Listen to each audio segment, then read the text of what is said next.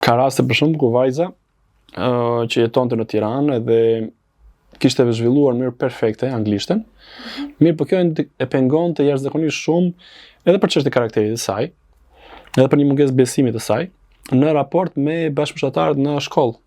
Nuk mbante mend asnjë emër të shokëve dhe shoqeve të klasës, kur ishte në klasë parë, sepse nuk arrinte të komunikonte dot. Dhe duke patur një karakter më të dobët, që nuk e superonte dot atë vështirësi që kishte, ajo kishte vendosur një lloj bariere komunikimi me të tjerë dhe kur ti e pyesi se si e ka emrin shoqja nuk e di. I don't know është më shumë. Pra, e pengon në komunikimin gjuhën shqipe, por ndikon edhe në komunikimin ndërveprimi social. Pra ajo pothuajse nuk njihte askënd aty ose nuk komunikonte me askënd. Dhe ajo është një lloj mbyllje vetmie dhe një lloj stresi që akumulohet, por nga ana tjetër fëmia nuk zhvillohet në aspektin social. Vetëm kur prindi u detyrohet të çonte në një shkollë anglishfolse, aty situata ndryshoi komplet sepse aty ndihesh familiarizuar.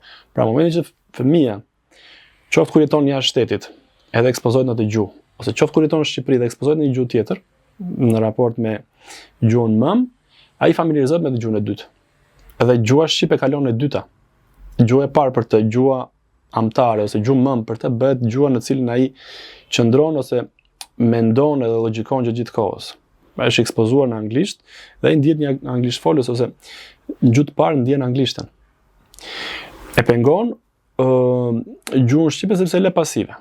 Nëse do i mësoni të dyja gjuhët njëkohësisht, do të ishte avantazh shumë i mirë për fëmijën, tregon që ka një performancë shumë të mirë dhe fëmia ka mundësi, duke mësuar më shumë gjuhë, ka mundësi të marrë më tepër informacion në gjuhë të ndryshme, plus ka dhe një përqendrim shumë të mirë dhe mund të avancojë ose mund të jetë suksesshëm në shumë fusha.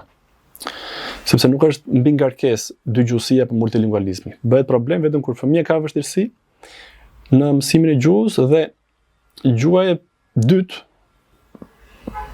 dominon edhe bëhet pengesë për gjuhën kryesore, sepse duhet të ndërtojë marrëdhënie sociale, duhet të mësojë, duhet të ecë akademikisht në ambientin ku po qëndron.